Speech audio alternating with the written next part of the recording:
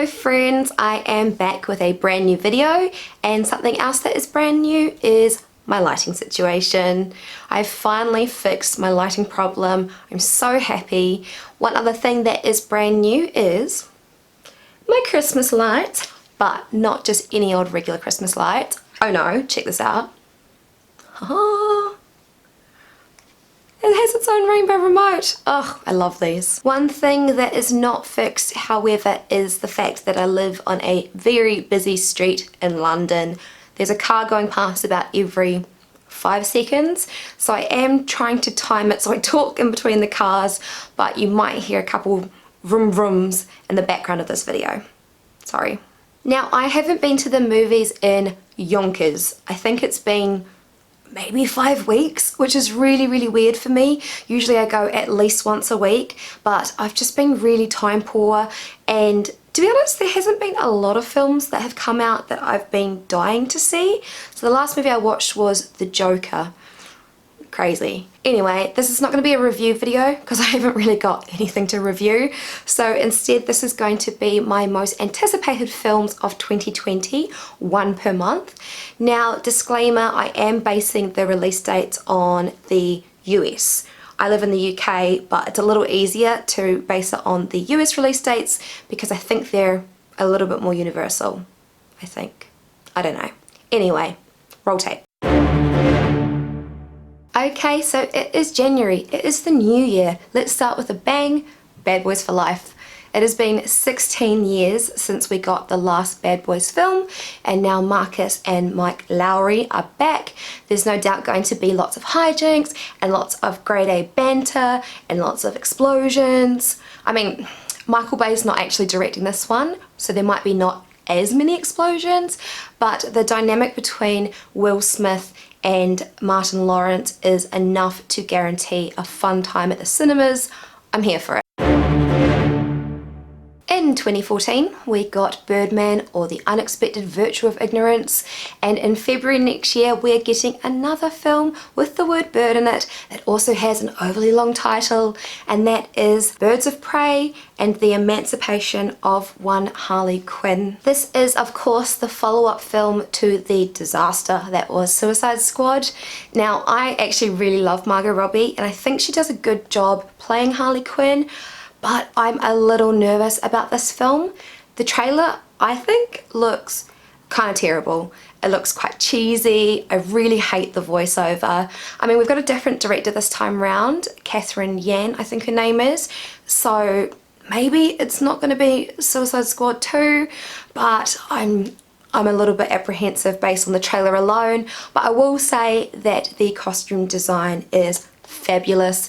That silver kimono cardigan thing is life. I'm feeling it. I'll watch the movie for that alone.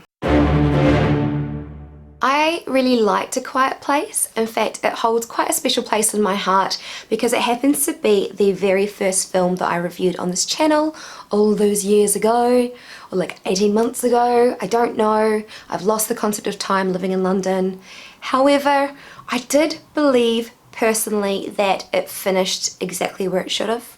When they announced they were doing a sequel, wasn't overly enthused, still a little unsure if this was the right decision.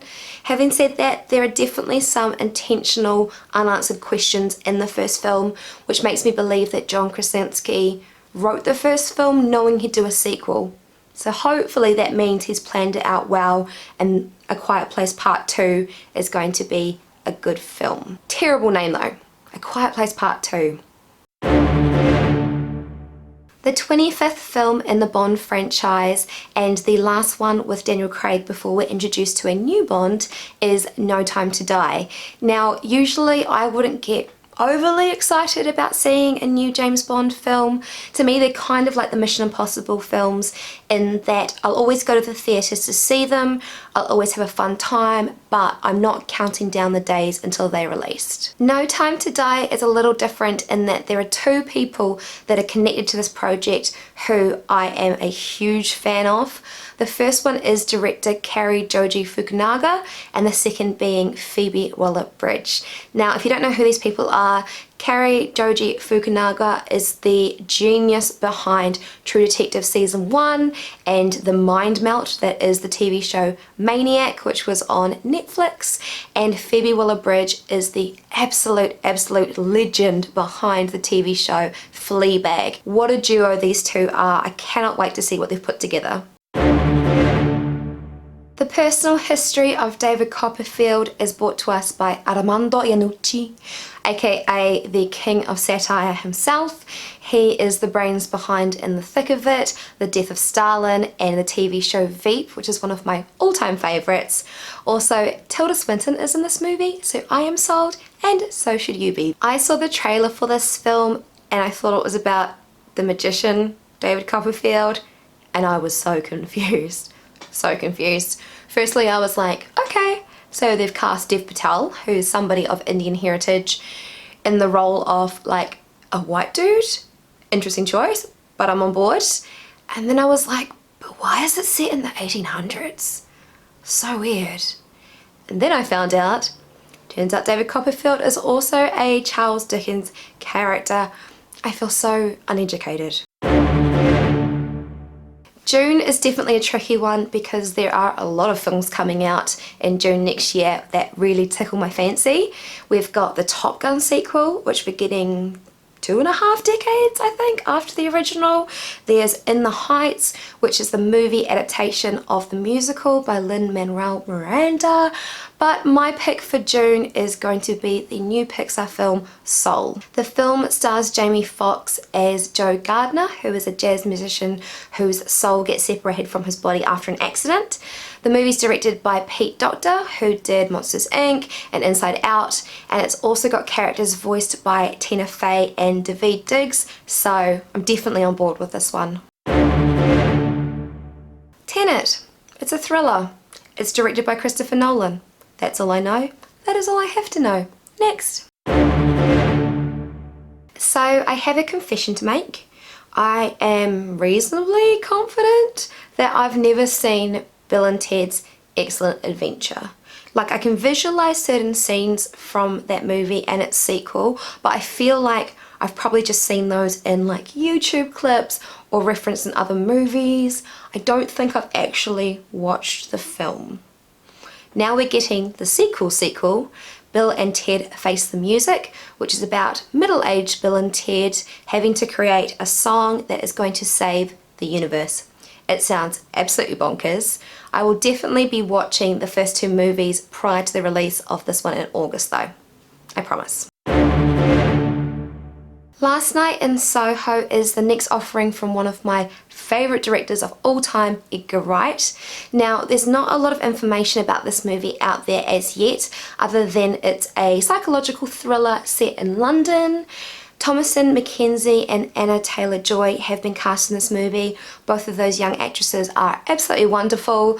So I'm thinking it's going to be like sisters who have to solve the murder of their parents because the cops can't be trusted kind of situation. I mean, it's the guy that brought us Shaun of the Dead and Baby Driver and Hot Fuzz and Scott Pilgrim vs. the World, so it's going to be good. For October, we are getting the film Bios or Bios. I'm not sure what the pronunciation is. This is a sci-fi starring Tom Hanks and directed by Miguel Sapochnik. Now again, not a lot of information out there about this movie, but let me read you the synopsis from the Rotten Tomatoes website. A sickly inventor and the last human left on a post-apocalyptic Earth creates a robot to protect the life of his dog when he dies and keep them both company while he's alive. That sounds so sad. I feel sad just reading that synopsis. I'm thinking this is like a cross between I Am Legend and Her, and I cried in both of those movies, so I don't think I've got a chance here. There are two Phase 4 Marvel films coming out in 2020. We'll be getting Black Widow with Scarlett Johansson and Eternals. Now, I'm thinking for the latter, which is my pick for November, that the idea behind this film is to kind of try and fill the void that the Avengers have left in phase 3. Now I'm completely speculating, I don't follow the Marvel comics in any way, but it'll be interesting to see if this is the case when the film comes out next year. Also, Kit Harington and Richard Madden from Game of Thrones are both in this, hopefully playing lovers. And rounding out my most anticipated films for 2020 is the film Dune. Now, I've not seen the 1984 David Lynch version and I've not read the book, so I know nothing about this movie really except the following very important points. Denis Villeneuve is directing. I love him. I love him so much. He's great. I love Arrival. I love Prisoners. I love Blade Runner 2049. So on board. Timothée Chalamet is in it. Oh hell yes, I love him. He is shaping up to be one of the best in the biz. I don't know if you guys have seen The King, it's okay, he's fabulous. Zendaya is also in it, and Oscar Isaacs, and Javier Bardem, and Rebecca Ferguson, and Jason Momoa. There's so many good people in this movie. And finally, Hans Zimmer is doing the score.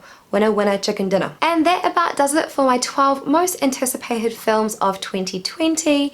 I cannot believe that 2020 is like 6 weeks away. It is wild. What are you guys looking forward to the most? Let me know in the comments section below. Again, I am sorry if you hear a lot of car noise in the background of this video. Today has been like wild outside my front door. There have been cars, there have been dogs, there have been people walking past, a couple of aeroplanes. At one point, a man with a boombox playing Indian music. Like, what is going on in my neighborhood? It's impossible. But that's it from me today, guys. Thank you as always for watching. I will see you here for the next one. Caw-caw! Cars. Car. Oh my god, the cars! Why is there so many cars outside? I'm